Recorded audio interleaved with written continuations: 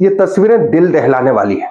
अगर आपका सीधा खेती से ताल्लुक है तो कहने की जरूरत नहीं, और अगर आपका सीधा खेती से ताल्लुक नहीं है तो आज नहीं तो कल इस मुसीबत की मार आप पर भी पड़ने वाली है।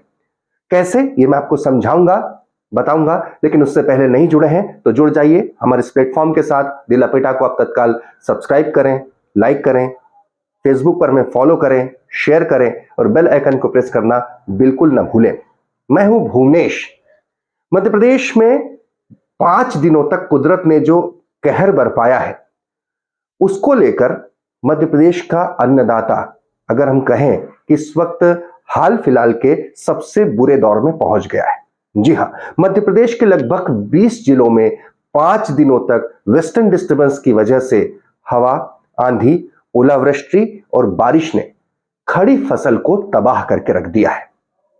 लगभग 135 लाख हेक्टेयर का मध्य प्रदेश में रबी की फसल का रकबा है, काफी ज्यादा है। उसमें भी गेहूं, चना और सरसों ये महत्वपूर्ण है। लेकिन जिस तरीके से 7 साल में, लगभग बीते 7 सालों में मौसम का ऐसा रुख इस वक्त नहीं रहा, क्योंकि यह वक्त था बिल्कुल खड़ी फसल का, तैयार फसल का। ऐसे में आंधी ने तैयार फसल को जमीन पर लिटा दिया। बची कुची कसर, यानी तबाही की बची कुची कसर ओलों ने और बारिश ने पूरी कर दी। मध्य प्रदेश के 20 जिलों में, और इन जिलों में जो खेती का रकबा है उसके हिसाब से अगर हम गणना करें तो गेहूं, चना और सरसों, इसकी लगभग 65% फसल इसमें तबाह हो चुकी है। देखिए आप किस तरीके से तबाही है और किसानों की क्या हालत है, मुख्यमंत्री का आश्वासन क्या है, सब कुछ देखिए। 12 बजे से पानी शुरू हुआ और 1 बजे के बाद में ओला शुरू हो गए थे। तो लगभग ये 3 बजे तक ओले गिरे और गेहूं और अफीम की फसल में सबसे ज़्यादा नुकसान। जिस किसानों ने, अभी सभी के चिरा चल रहा है और लगभग आधा से ज़्यादा चिरा लगा दिया था आज का, उसमें भी सब अफीम धुल गई है, पत्ते बिल्कुल नष्ट हो गए। इसमें केंद्र सरकार किसानों को राहत दे ताकि इसमें कुछ भी नहीं बचा है। औसत नहीं हो सकती जो केंद्र सरकार 60 मतलब किलो हेक्टेयर के हिसाब से ले रही नहीं, तो किसानों की ये हालत है कि अब किस स्थिति में वो इस लाइसेंस को बचाए। मंदसौर तहसील के गुराड़िया देदा, धारिया खेड़ी, गुड़ भेली, इनके आसपास के गांव में आज ओलावृष्टि से काफ़ी नुकसान हुआ है फसलों में। और यहाँ देखने में आ रहा है कि गेहूं पूरा समाप्त हो गया, इसके गेहूं के दाने भी नीचे गिरे हुए हैं और अन्य फसलों को भी काफ़ी नुकसान हुआ है, जिसमें अफीम भी शामिल है। अफीम में भी पत्ते जो हैं नीचे गिर गए हैं, जिससे उत्पादन प्रभावित होना है। अन्य फसलों को भी काफ़ी नुकसान हुआ है। कल शाम से जो आंधी तूफान चला, तो रात के लगभग 10-11 बजे तक आंधी तूफान चला और तुम खेतों में जाकर देखो तो हर खेत में जैसे हरी मक्का है, पूरी आड़ी पड़ गई, गेहूं है, चना है और जो भी दूसरी फसलें हैं सब पूरी तरह से आड़ी पड़ गई। और पूरी मतलब अभी फसल पकी नहीं है, उससे पहले पूरी फसल का इतना नुकसान हो गया कि वापस खड़ी नहीं हो सकती। तुम भुट्टे देखो तो पूरे टूट गए ये, और इनमें जो भुट्टे हैं वो भी नहीं आए अभी तक, उनके सिर्फ डोडे लगे हैं, उसके अंदर दाने नहीं आए। तो अब ये तो पूरा नुकसान हो गया है।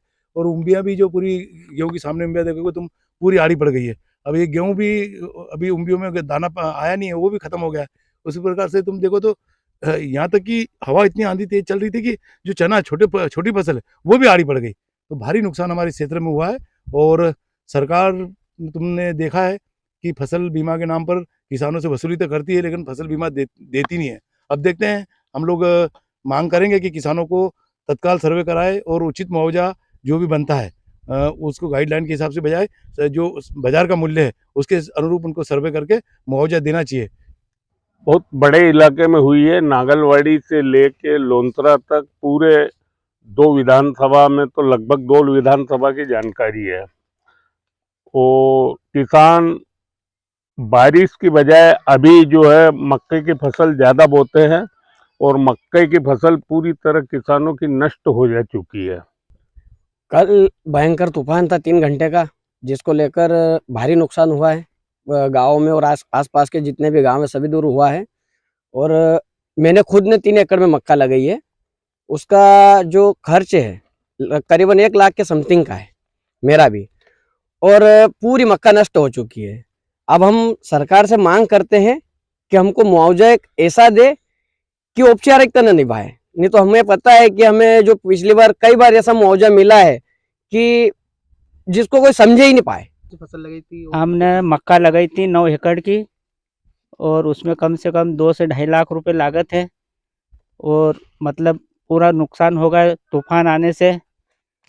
और हम सरकार से यही मांग चाहते हैं कि हमको मुआवजा उचित से उचित दे, 1000-2000 दे के समझाने का काम नहीं करे, क्योंकि आज हमारा मक्का पकता तो 10 से 12 लाख रुपए का मक्का होता।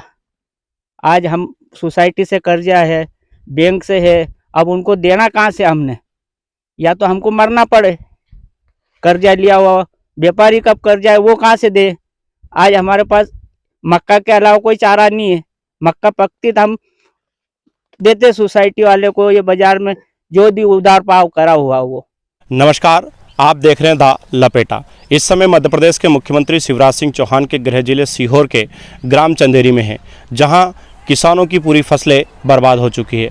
अचानक बारिश से किसानों की जो गेहूं की फसलें हैं वो पूरी तरह से आड़ी हो चुकी है। साथ ही जो चना है मशहूर है उसमें भी काफ़ी नुकसान हुआ है, क्योंकि अचानक ओलावृष्टि जो हुई है उससे जो गेहूं की उम्बी है वो पूरी तरह से झड़ चुकी है। हमारे साथ में किसान एमएस मेवाड़ा उपस्थित हैं, उनसे जानते हैं कि किस तरह से उनकी फसलों को नुकसान हुआ है और प्रशासन के अधिकारी उनके पास में अभी तक आए या नहीं आए।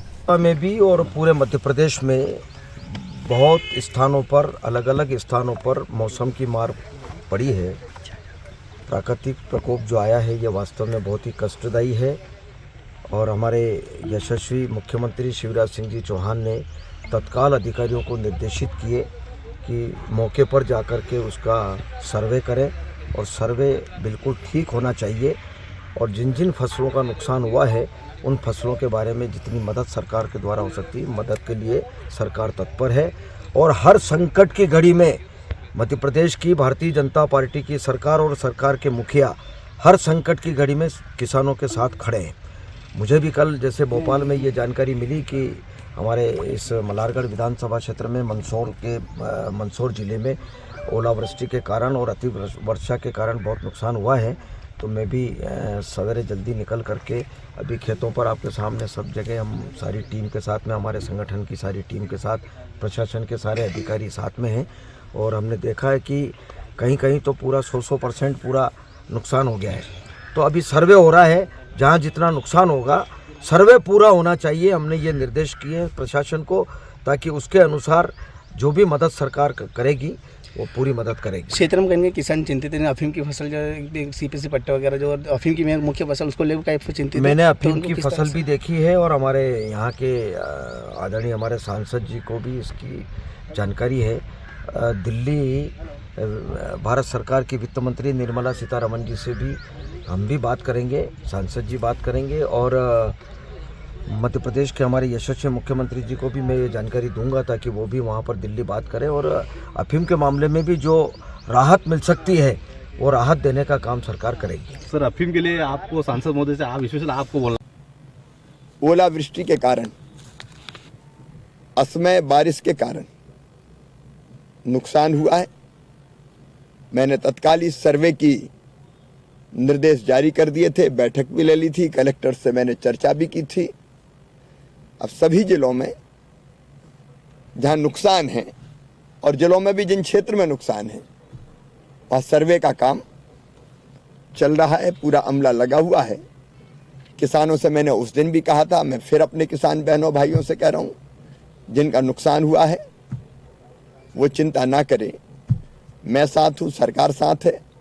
सर्वे के बाद RBC 64 के अंतर्गत राहत की राशि और फिर फसल बीमा योजना का लाभ भी मिले, इसमें कोई कसर नहीं छोड़ी जाएगी। मित्रों, तो माननीय मुख्यमंत्री शिवराज सिंह चौहान ने कहा है कि फिक्र न करें, मैं हूं, सर्वे के लिए बोल दिया गया है। लेकिन सवाल ये उठता है, सर्वे करता कौन है?